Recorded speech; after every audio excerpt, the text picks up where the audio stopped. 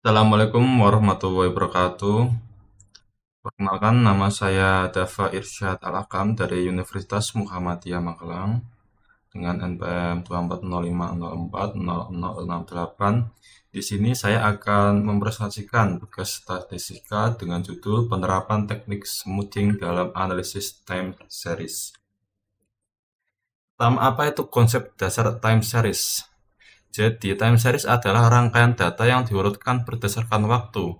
Analisis ini merupakan metode statistik yang krusial untuk mengidentifikasi pola tersembunyi dalam data historis dan membuat prediksi di masa depan berdasarkan pola tersebut. Data mentah seringkali sulit dibaca, sehingga kita perlu memecahkannya menjadi komponen-komponen dasar. Ada tiga komponen utama dalam konsep dasar time series. Yang pertama, tren.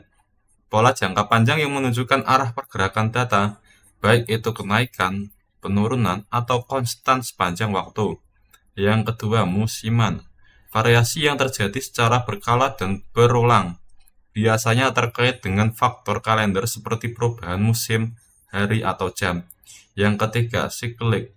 Fluktuasi gelombang yang tidak teratur dan biasanya berjangka lebih panjang dan musiman, sering dipengaruhi oleh faktor ekonomi ataupun politik.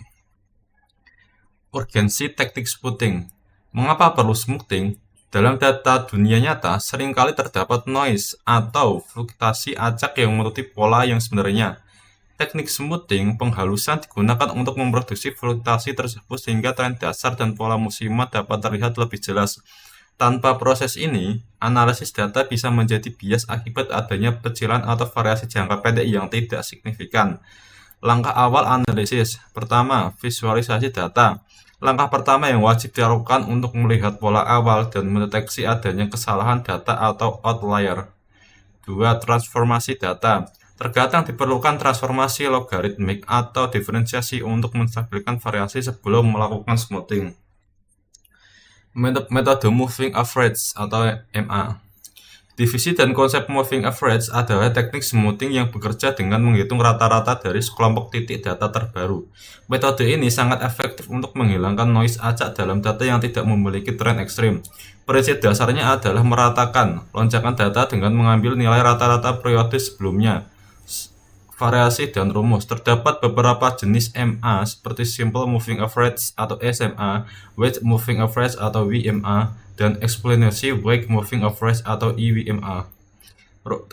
Rumus matematis untuk Simple Moving Average atau SMA pada waktu T dengan periode N adalah SMAT XT min 1 plus XT min 2 plus titik-titik plus XT min 1 dibagi N.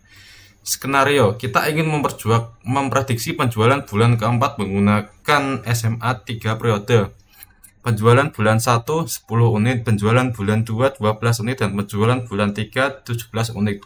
Perhitungan manual, masukkan ke dalam rumus SMA, sehingga didapatkan angka 13 sebagai hasil akhir. Implementasi moving average studi kasus. Skenario penjualan bulanan. Dalam contoh kasus penjualan produk bulanan, data seringkali mengalami kenaikan dan penurunan drastis. Dengan menerapkan SMA, kita dapat melihat garis tren yang lebih stabil, memudahkan pengambilan keputusan dalam bisnis.